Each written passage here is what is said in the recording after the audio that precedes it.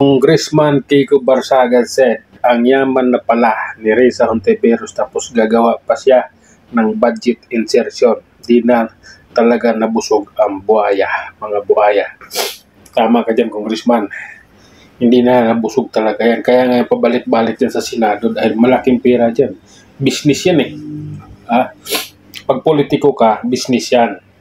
Ngayon, yung ibang politiko kasi, ginagamit nila yung pagiging politiko nila para gawa ng batas o makatulong sa taong bayan. Katulad ni Senador Bongo, Senador Bato, yung mga pinagagawa nila para sa taong bayan. Yung Malasakit Center, napakalaking tulong yan sa masang Pilipino. At sa lugar, mayroong Malasakit Center, di ba? Yan ay napakalaking tulong sa mga mamayang Pilipino. Si Risa Hontiveros, yung pera niya, yung kinikita niyang pera, dyan sa pag-insert ng pera na yan, yan yung pinambabayad niya sa mga piki niyang witness. Mayroon din naman siya mga project na pinagagawa, kaso hindi tinatanggap ng mga namumuno doon sa lugar sa pinagagawa dahil palpak yung mga project niya, kaya ganon. Ang dami niyang project na pinaumpisahan, hindi naman natatapos, pero yung pera, malaki yung pirang pinanggagastos, pero walang natatapos na project.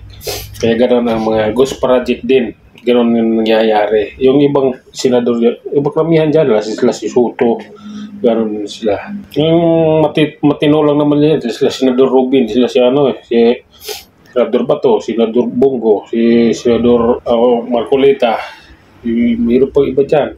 Yung mga matitinong senador. Pag politiko kasi talagang ang iba dyan gumagawa ng paraan kung paano yumaman. Ang iba dyan gumagawa ng paraan para may malagdagan yung pera nila, yung ipon nila. Karamihan naman dyan ganyan. Kaya lang, ang iba, sakim na talaga. Yung sobrang kasaktiman, grabe na kung magnakaw ng pera sa taong bayan. Okay lang yung kumuha ka ng ganito, ilang milyon, pero nakikita ng tao, mayroon kang ginagawa. Mayroon silang project na ginagawa. Hindi yung ang laki ng pera na ibubulsa mo, pero yung project na pinagawa mo ayaw tanggapin ng local governments dahil palpak. Diba? Mayroong dinaan pa sa bidding, tapos yung nanalong contractor ni-reject, disqualified kasi ang gusto, yung kilala niya. Diba? Contractor. Yung karamihan ng ganyan. Nangyayari yan. Ngayon, paano na yan? Diba?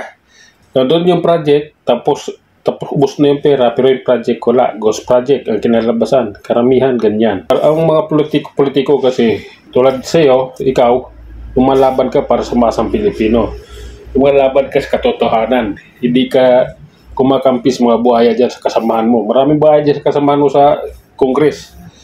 Kahit ngayong anak ng presidente, buhaya, adik pa. Buhaya din yun, adik pa, di ba? Ikaw, mana kasama mo, talagang may paninindigan ka. Kaya saludo kami sa iyo, mga DD supporters, DD vloggers, saludo sa iyo. Hanggang sa muli, maraming salamat.